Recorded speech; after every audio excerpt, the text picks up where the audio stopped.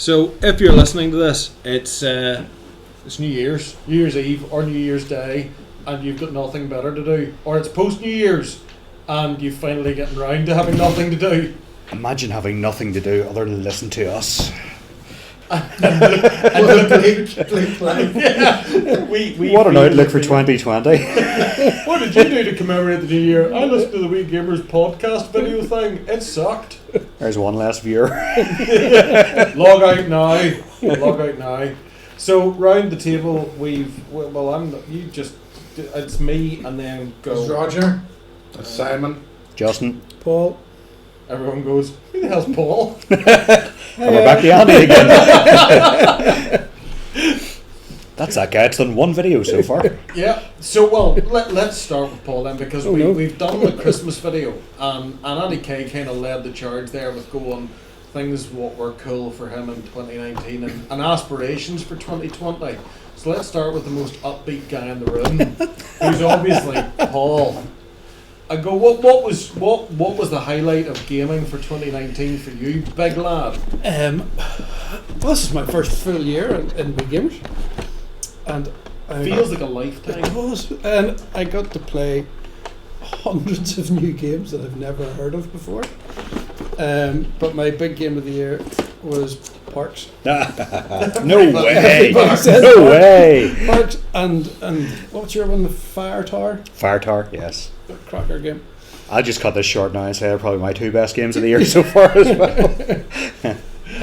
And I've got involved in bigger D&D type games, and I've got involved in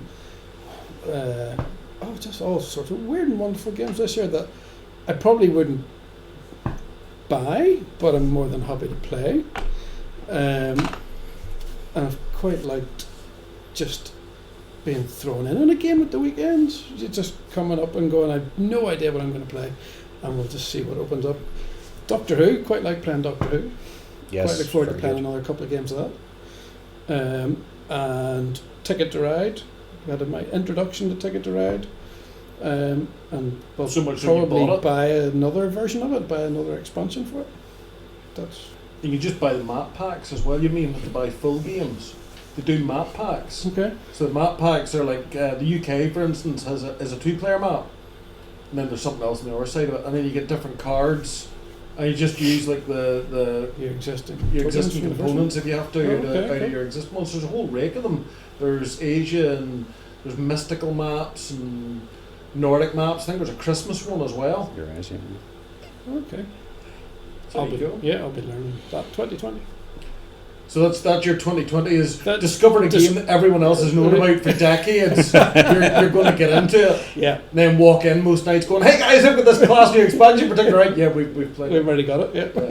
But we'll be excited. At one stage you did that with Memoir 44. It took you a long time before you went fully into it. Took me a long time, but it's all there now. Never go full memoir. Yeah, a couple of tournaments lined up for that. Would you the whapper? Well, for me, this past year, I've managed to have a D&D campaign running the whole year, which is pretty good.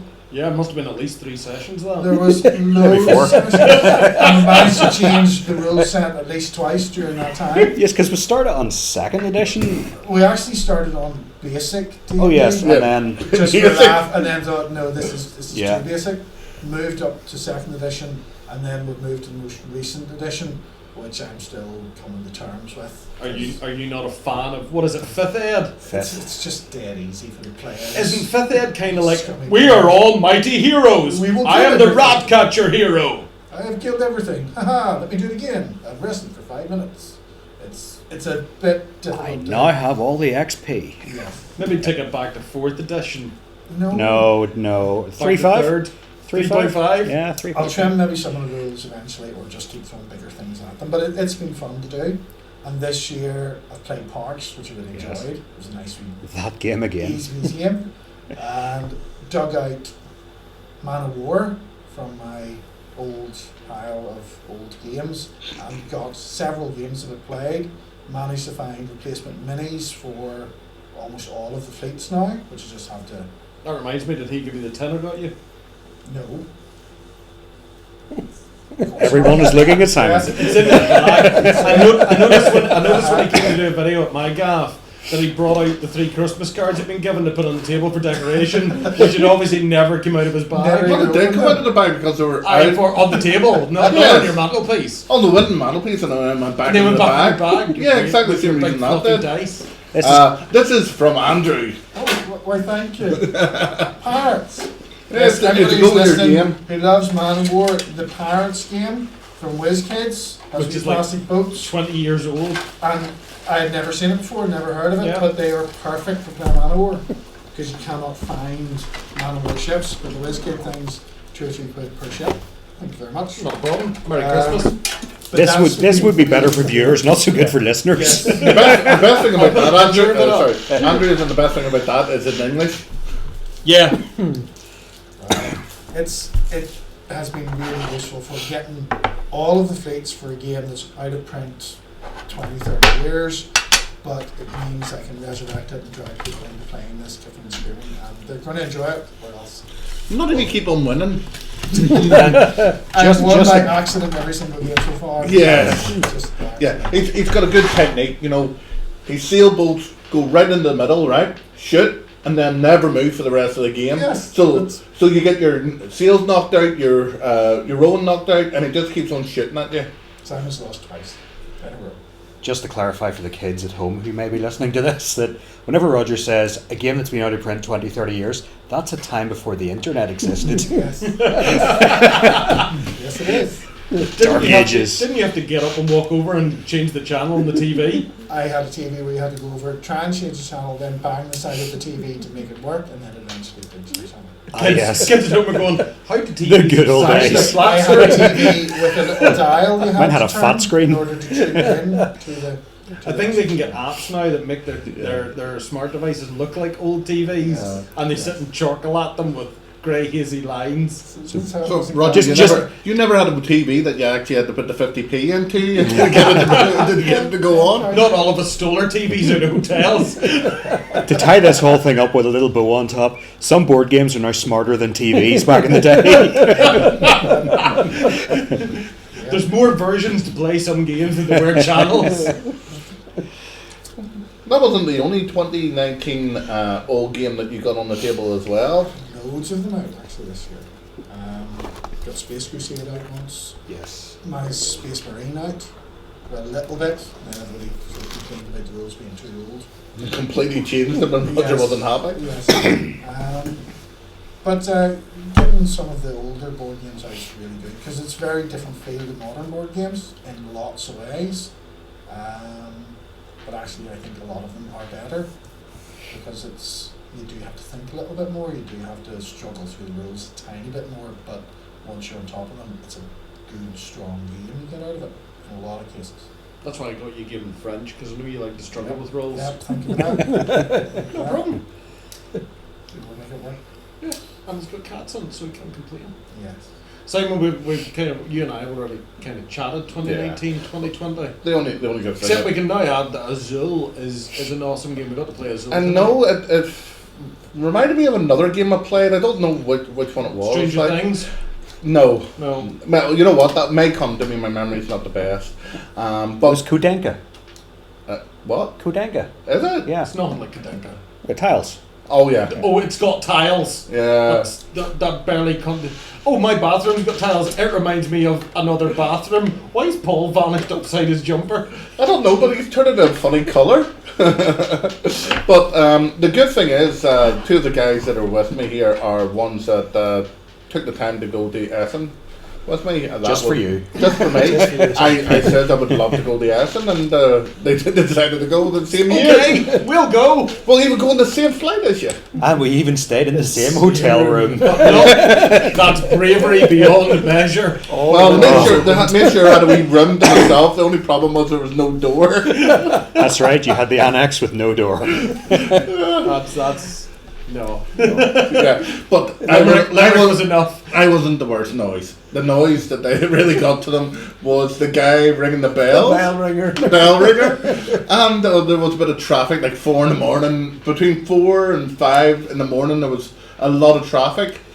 you know, going Shocking. You past. think when you're on holidays, people would have the respect to keep the noise down. Yeah, especially when you have a hangover. But Paul, It's fun. this was the first year that you had got to Essen as a punter rather than working there, wasn't it? Yeah. And And was it I better as a entirely punter? enjoyed it more as a punter. Did you discover that there was actually other people? There's other, well, apart from the 200,000 people, no, I got to actually go around and see just how many different games companies exist, and the variety of games on offer is extraordinary. And unless you, well, I went with not a care in the world. I went just to have a laugh and get to go around and see exactly what goes on, whereas you guys sort of came with an agenda of, Let's buy games. you need to buy games, but we know exactly where those games are and we're going to go. But then we flipped Fire Tower, Yes, just turned that the was corner and saw it and a went, very good find. buying it. Yeah. Mhm. Yeah, it was like a research trip, and definitely going to go again 2020, All being well. all being well. Unless you're dead. Then you can't go. Let's get ashes. We You could can scatter bring your ashes. ashes in Essen. There's probably a law. That's against littering or that. something, isn't it? It'd be uptight about Unless you're stuff making a together. game of it. Wouldn't that be class? What limited edition, one copy. Paul's ashes. I can see it now. It'd be quite a boring You game. could give it little urns, but you have to vie for the best position on the board to scatter the urns. Hold on, I think we're There's onto a something game. here. There's a game in that. There has been a tendency Urn these quest. days for morbid kind of games. Interactive. In fact, 2020, I might even get the chance to go to the NEC and do Birmingham, the Expo, in May. You'll have to actually buy something at it though. Well, no, I didn't have to. I didn't buy anything. I was actually No, but playing. he'll have to buy something. I'll have to buy something for the kids, Yeah, games yeah. wise. Yes, you will. And actually, on that point, Essen was very productive for me in terms of that. Big Potato Games, Mhm. got a cracking wee game, The Muddles, for my youngest child, who absolutely loves it.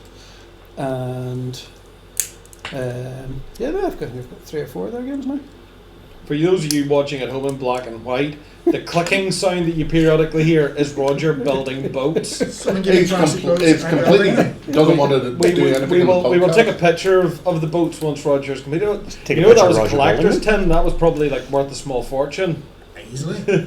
He doesn't care. And, There's keep even potatoes forts in in it as well. There's forts in it too. I've seen the force and I've even seen monsters for it. Wow, there we go.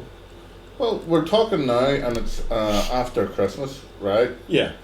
So we can talk about what Santa got each of us for Christmas, and And the new Star Wars film.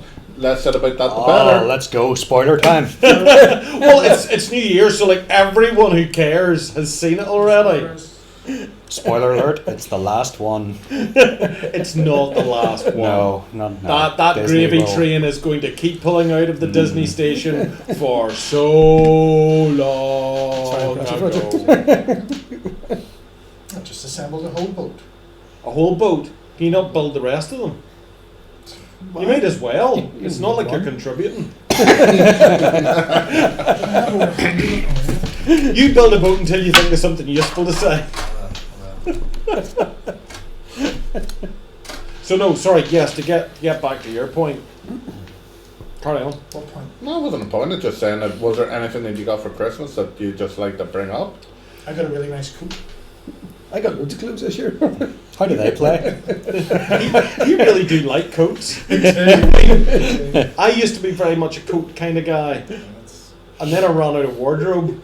Yeah, that Like you can dedicate an entire room in your house to just I coats. can. Open the door, throw in a cat, throw in a coat. Don't crap on my coat. Too late. Yeah. So you're happy with your coat? Any? I got no game. No. No, I did. I got the Jedi Challenges game thing.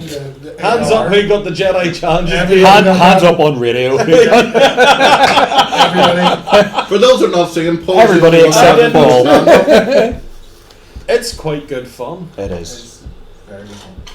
And the fact that It's it the was best fun you can get for 30 quid. yeah, the fact that it's like 30 quid, from thankfully multiple sources now. Paul, you'll have to get into this. Yeah, save disappointment when your boxes don't arrive in the post and get them from different people who sell them for the same price.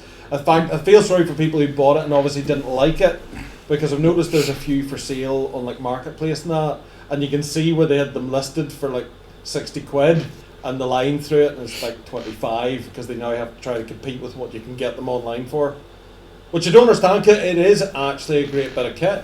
But not if you pay the original price of about 150 quid. No, it's nowhere near worth that. It's like Red Alert in that category. It's nice at a sensible price.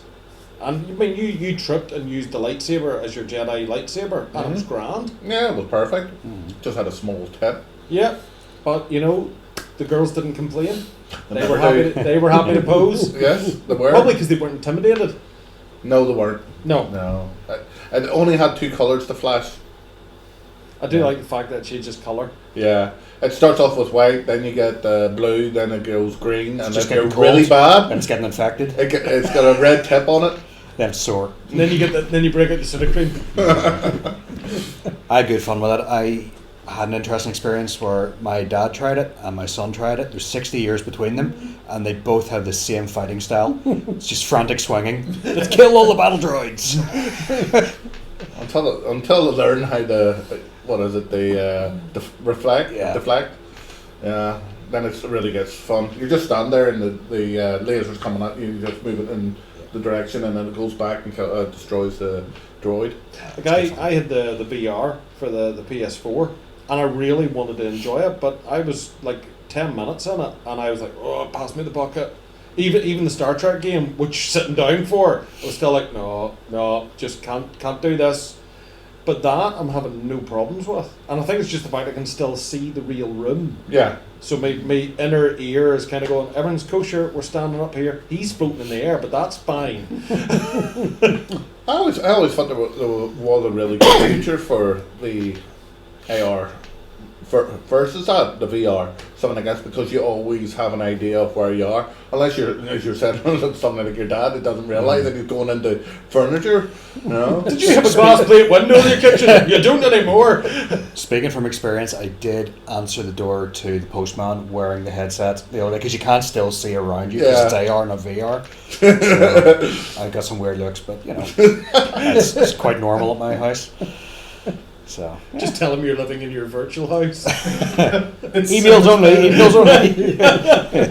Take this crude email. Can you send me that letter digitally?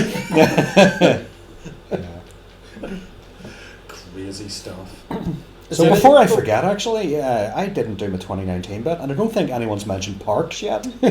Parks was quite good. Everybody's mentioned Parks. Who was it that heard about that first or even bought it? It was him. Me. Oh, was it you? Yes. Yes. He was patient zero. Kickstarter? Yes. And then Andy was patient 1. Keymaster Games, it's a winner. I've seen their Space Parks. You brought Space Parks tonight. Did. I'm not excited about that. Not as much. No, it's Santa left me that, and I haven't played it yet, but, you know. But they were to be released around about the same time. Yeah, but Parks is just a lovely little game. Space Park, it looks nice, but it's not quite the same sort of level of artwork. yeah. I think doesn't look as there's finished, a you know? romanticism about Parks. Yeah. But who knows, that could be It could even play more very well, awesome yeah. gameplay. We will get on to that probably next week. And then we've done our little video, obviously, about the Funkoverse. The surprise of 2019 for me. Yeah, You know, it was like, let's play this piece of crap. This isn't crap at all. I paid more for a worse game. Yeah, I bought better games that suck more. Paul and I saw this in Essen, and I immediately thought, nope, that's not for me. I'm walking away from this because I hate Funko Pop. It's not my thing at all. I just think they're crap. But I believe it's quite a good game to play. Look, there's a rule book. Oh wow, a rule book! Look at that. You can actually do stuff with these rather than just set them on your shelf. There's lots of words in it. Oh, there's a lot in this. No, So there's a I good bit of fun. believe it plays well and it's good fun. Yeah, It is. It's So- entertaining. You know, all the characters have got special moves, and they have a cost for it, and you have like a wee cooldown track. So the better the move, the better the thing to have. It will be higher on the track, and it will take time for it to come down, like 3 rounds or maybe 2 rounds or something like that. So that's the way it works, and I enjoyed that. Question would be, you get 4 of these in the core set. They're what, 50% scale? My brother has about 40 of these things full size. Could he use them in the game? No. Yes. No, Yes, you can't, no. because there's no cards for them. Hold on. No. I know. Sorry, I got confused there. Yeah. There's ones that you can buy, right? And then we'll maybe have one of these expansions or single ones on their own. I think as long as they've got the cards with it, they can be added. It does talk about in the main game you can add the add-ons. You know, different characters. They are talking about bringing out one for the police officer, the henchman. Yeah. You know, like this. You can use Funkoverse size, right? You can add or combine other Funkoverse stuff, But not just but not Funko generic Pop. Funkos. Right. And I mean, there's little cards in there to be your cop or be your henchman or be the inmates or whatever. Yeah. And they mentioned the rules that they're going to bring out minis for those. And I'm imagining what they might do is there's mini Funko Pops. Because I had a little look to see if they already done things like a Gotham police officer or something that I could have just got meantime. But no, it's. I mean, you played Helter Skelter. Yes. It's almost the exact same concept and rules and movement and everything else. And I'm not saying it's the same game because there are variations. How your skills work is different. The movement is different. But the loose concept of the board, the walls blocking line of sight, and that there's multiple game styles in this. There's capture the flag. There's territory. There's a straight up fight. So there's actually more depth of gameplay potentially than in the Wildlands system. Yeah, there seems to be 4 scenarios, and each of the things you're going to get 2 of them. I think in the expansion you get 2. In the main game, because there's obviously 4 characters, you get 4. But yeah, no, it was a surprise for me of 2019. Last one in the door of 2019. Yeah, exactly. Yeah. We still haven't got playing Red Alert. The big, huge, giant death box of Red Alert sitting there.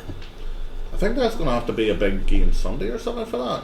Well, reading it shouldn't be any worse than a game of Memoir 44. I still give it to Roger. He's good at reading. Captain Rulebook. Roger will not like it because it's been printed after 1958. I don't mind these modern games sometimes. You consider modern anything after the 70s? Plastic components and all in them. What do you mean made in China? They're all giving you a good slag in here, Roger, but in your defence, we played Sagrada tonight. I know it's been out a few years now, but I think you quite enjoyed it. That was a good game. Yeah. There's a lot of the modern games that are, a lot of any games, there's good ones, there's games that look fabulous and play like rubbish, and there's games that, and that's why I like the old games, they look like rubbish but they play fabulously. That's the difference with the old ones. There's less of the plastic minis and the aesthetic to it. There tend to be old card stock. A lot of the counters and all that's cardboard as opposed to modern plastics and stuff like that. But as games go, it's gameplay. It's like whenever you put up the retro gaming consoles, it's the gameplay of the game rather than the graphics, and that's what you're seeing with a lot of the modern games. There's really lovely graphics with the modern games, but the gameplay's still hit and miss. I think again the fault there is Kickstarter. There's a lot of ones that are pushed into Kickstarter very quickly, and you know they don't really get the time to be play tested. But without Kickstarter, those games Wouldn't would never reach anybody anyway. You take that out of the equation, they would just never get off someone's kitchen table as an idea. But I gotta say, in a lot of respects, I agree with Roger, because you break out Hero Quest, you break out the Judge Dredd board game, you break out what do you call it, Block War, things like that. There now, the original Block War. Okay, it's a little bit more complicated, but it's a lot of good fun. Now we bought the new Block War card game, and nobody wants to play it. Because you're turning people away with the old games. You fill up a 6-player game in no time. Yeah, that's the side thing. But it's like you take that one that Bob got, Nemesis.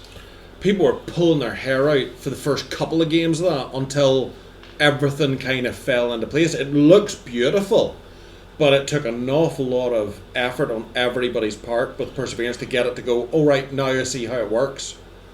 I won't blame Bob because again the rulebook itself is the problem. Oh, I wasn't blaming But Bob, no. yeah, no, but it took how-to video to pick up what we were missing out. It is actually a game that Bob has said himself he hates because of the rulebook, but he loves because of what's What the going game on, does. What's Yeah. going on there. It to me is the biggest surprise, and it seems to be the must-have at the present minute. People are paying ridiculous money for it because the only copies you can get at the present minute are the Kickstarter that people got extra, and I think maybe the first run of retail, which is gone.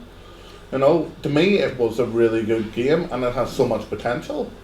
You know? It is funny when you guys are on the buy and sell sites as well, but you do see an awful lot of those kind of games cropping up very quickly, like Gloomhaven and stuff like that. You know, people, and this is one of the things I think is a downfall, more so than the rushed thing. But it's like Kickstarter, people get hooked into the excitement, and then a year, 2 years down the road, these huge boxes of multiple stuff arrive. And it's just too much. It's overkill, and you can't open it, and you don't know really where to start anymore.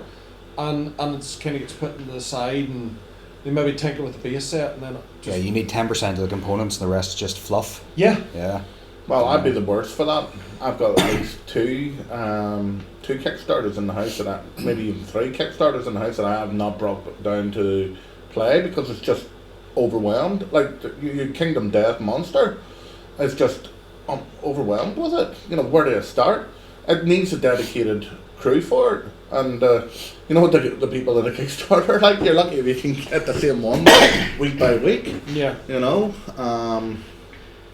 but yeah, that for me that's the problem with regards to Kickstarter. You did the whole excitement at the time. You know, the stretch goals, all the guys, you get sucked into it, and then a year and a half later, something's arrived at your door, and you go, what do I do There's now? a disadvantage of having so many games coming out, in that if you have a good game, the first 2 or 3 times you play it, the first time you play it, you'll spend half the game doing the wrong thing, and then you'll figure out what you're supposed to be doing.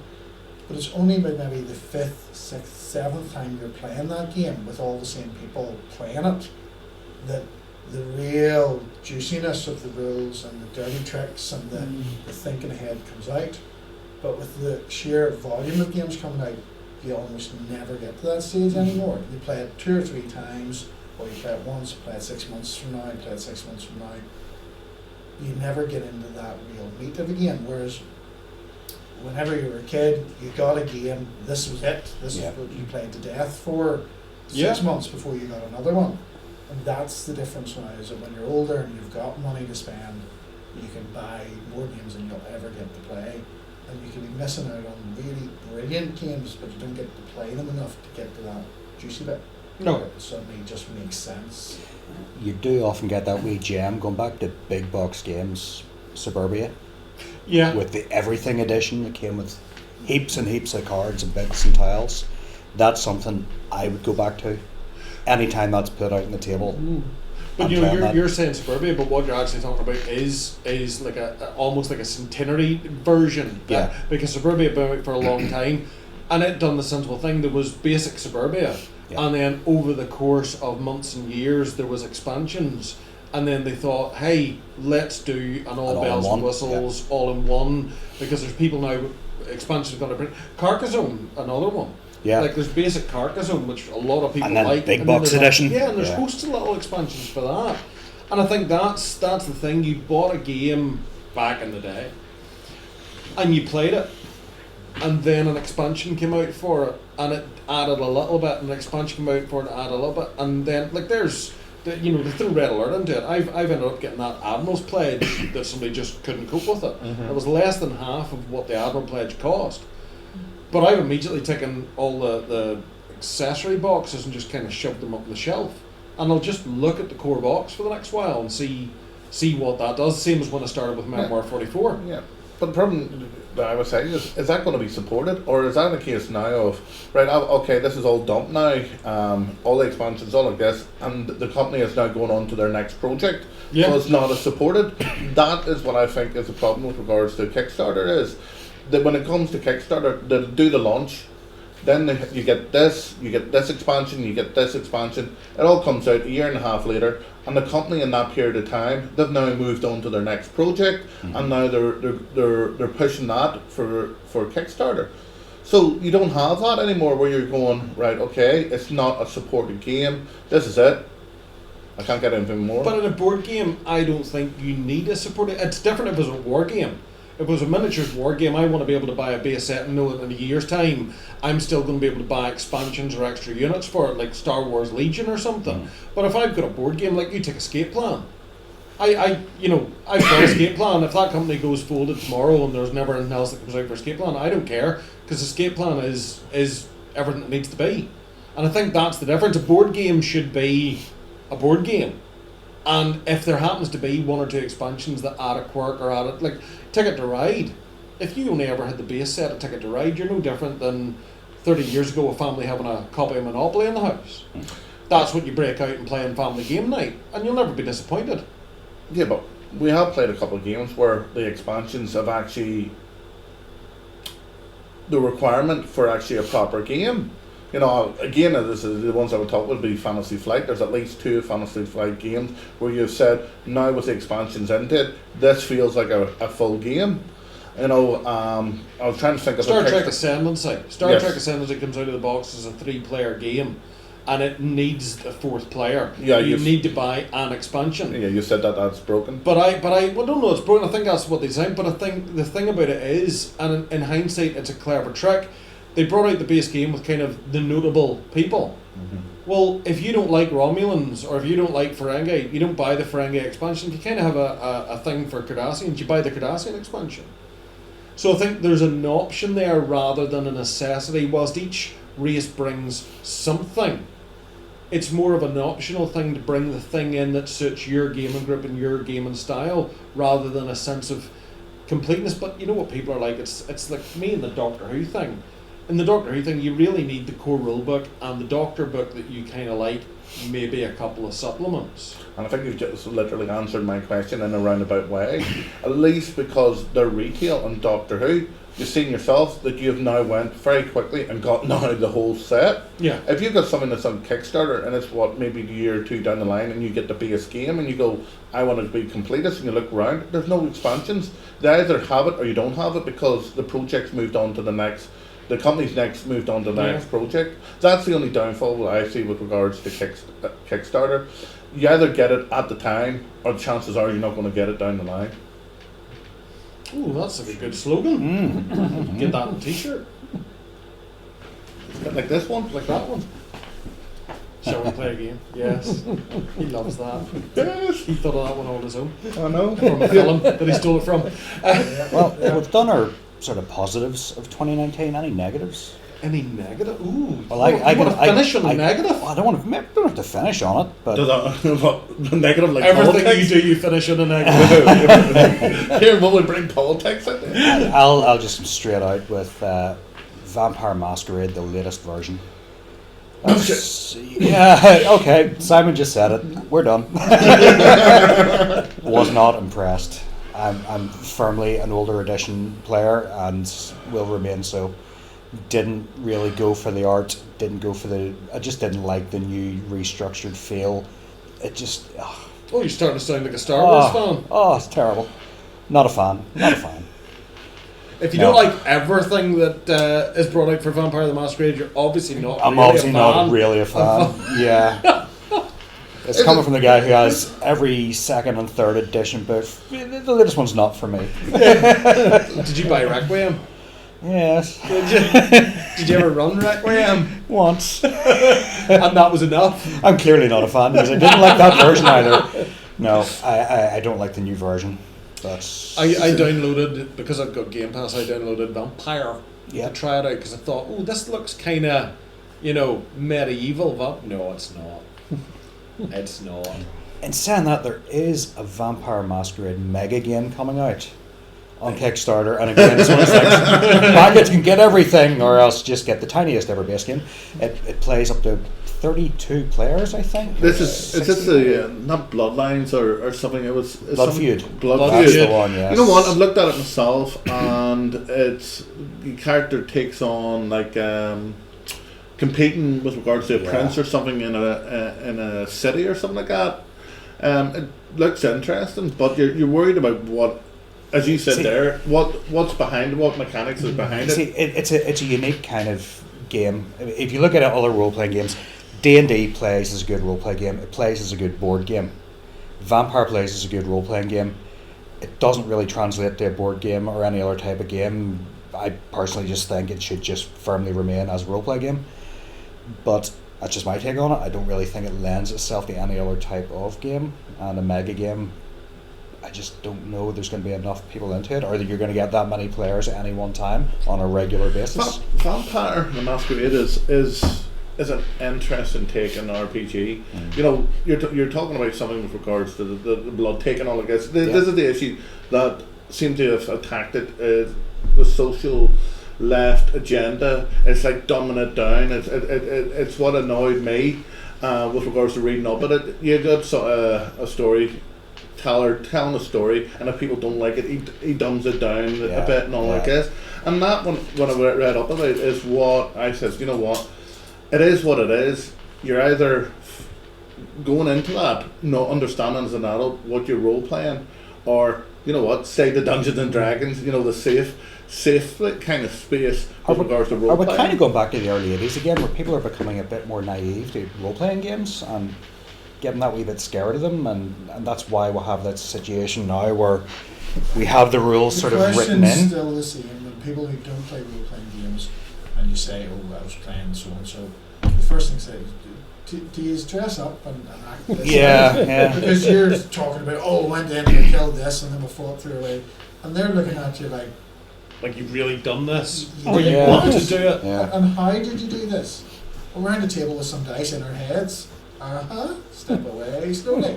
And unless you play a role-playing game, you've no comprehension at all of what it is. So whenever you've got Masquerade, what it's saying in the rule books is be aware of who you're playing with. Look and see if anybody's struggling or a wee bit worried about it. In a way, you can understand with the modern approach to things that they're just trying to be careful that you're not taking people down very dark paths, that they're a bit more aware of what people's actual real life history might be. So you might be doing something, you're taking someone where they really don't want to. It's a bit more complicated than just sticking an 18 certificate on the front of the book. Yes. But But what's easy for one person and funny, violence for one person is really not for somebody else, and you're not going to have conversations about, well, what violence do you like, what violence do you not like. So you should be sort of aware of what people right. But any game that's called Vampire should really be self-selecting, and whoever wants to play it. So It's kind of funny because I remember the whole backlash on social media with Vampire the Masquerade's latest edition. There was certain archetypes and certain sort of political viewpoints that people took great exception to. And then obviously my cult Divinity Lost Kickstarter arrived.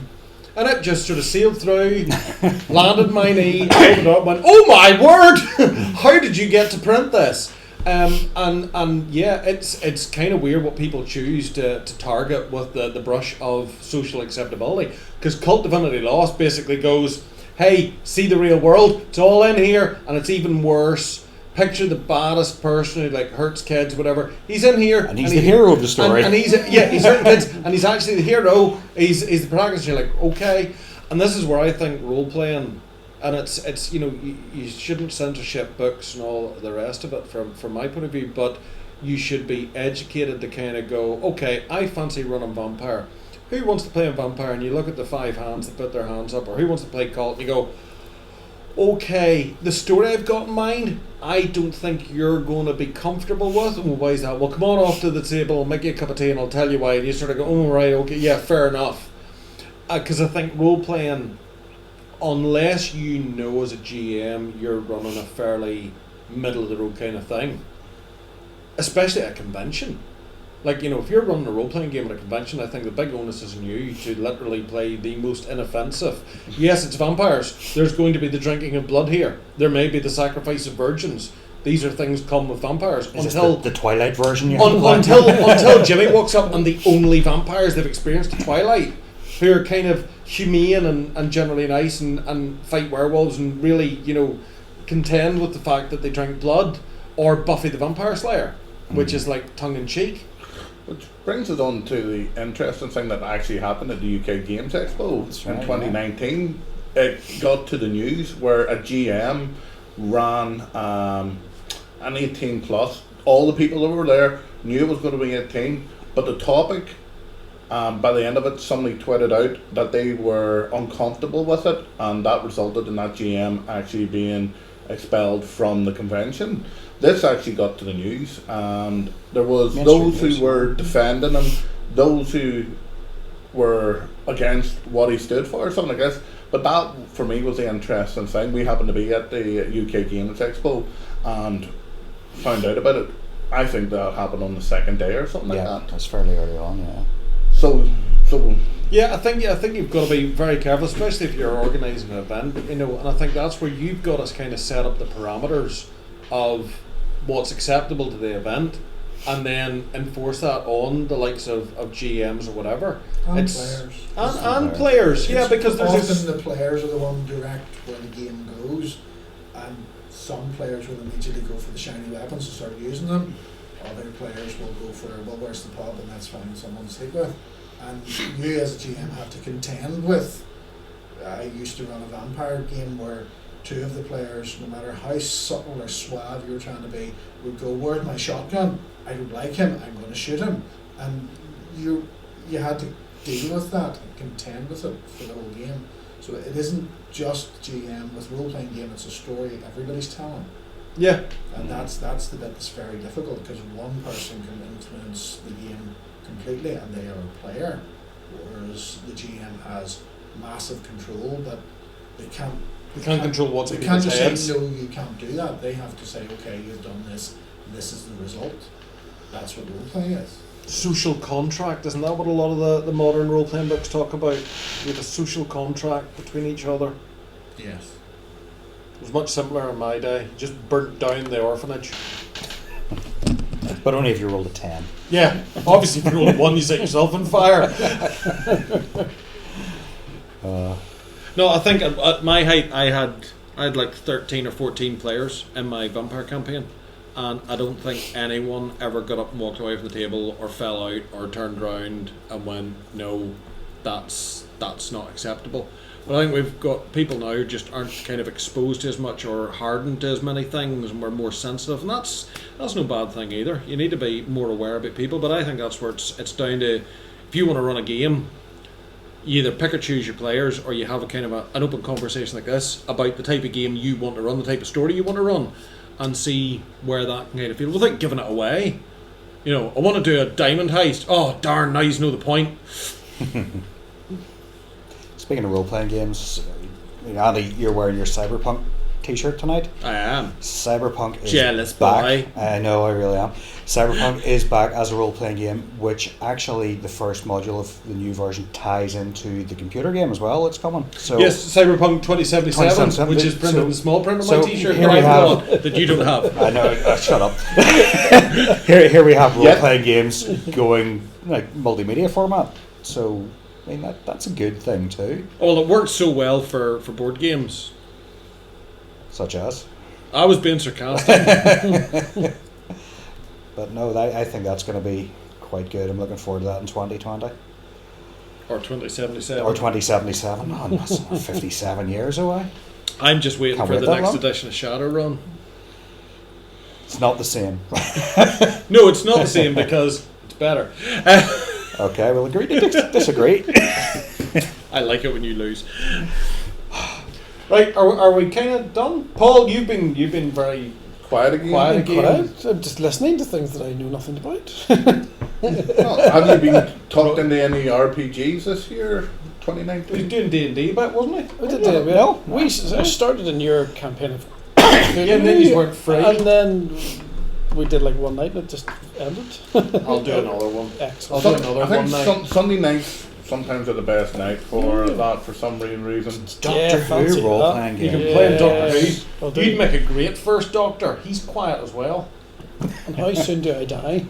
You just regenerate. You regenerate into Andy, who regenerates into Roger, No, and so on. one of their ideas is if you've got a very tight knit group who want to do it, one of the ideas that they have is that once you've kind of done a story of whatever Doctor you're doing, the group swaps. Somebody else then gets to be the Doctor that they want to be, and the others be the assistants for that adventure. And you do that story arc and so on like that. So you don't worry about regenerating and all that kind of So nonsense. Roger, if we're going to do that, what Doctor would you like to play? 12.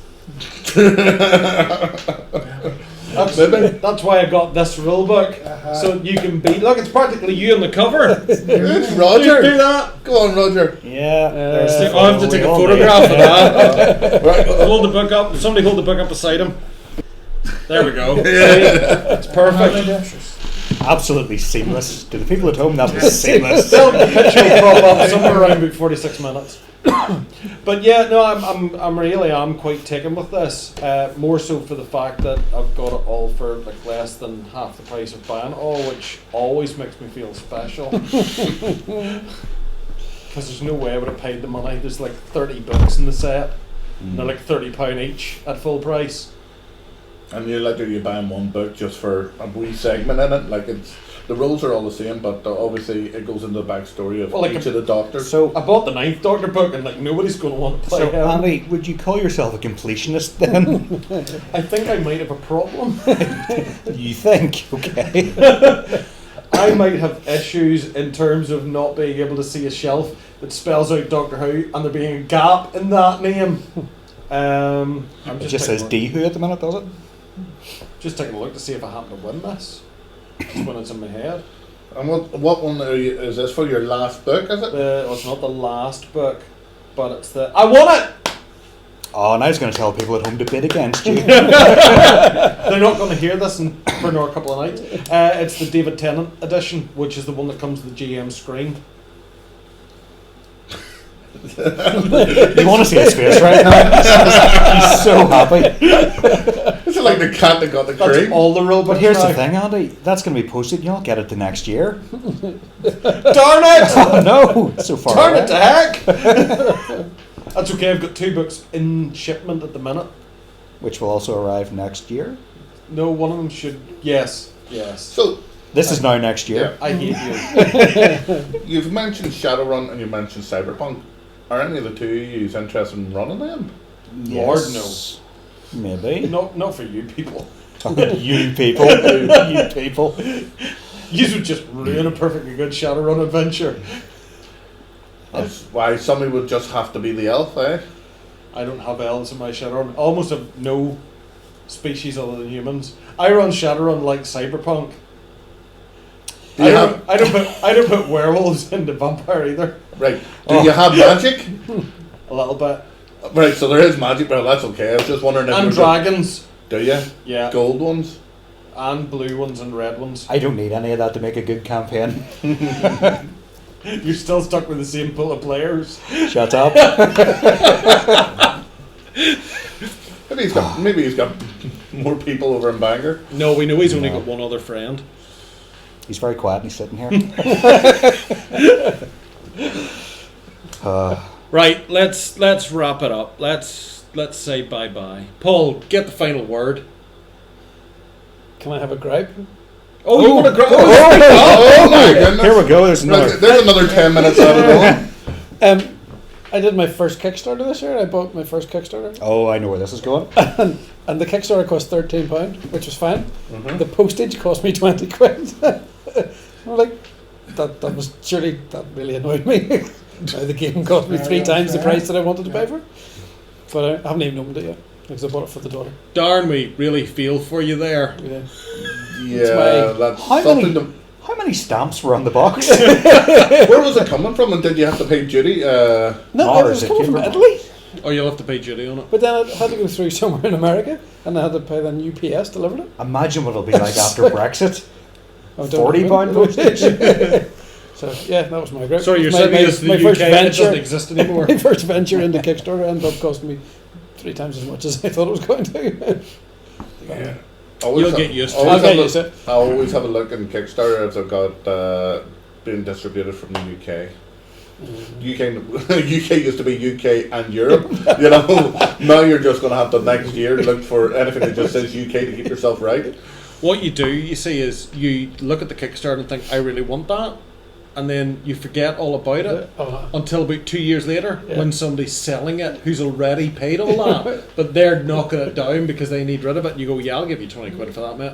Yeah. Thanks very much. Or in the meantime, you just find out somebody else who's backing it and say, I don't need to buy it now. Yeah. Oh, Justin's buying it because he buys everything. That's not true. How many Almost Kickstarters? close. How many Kickstarters are you still waiting on?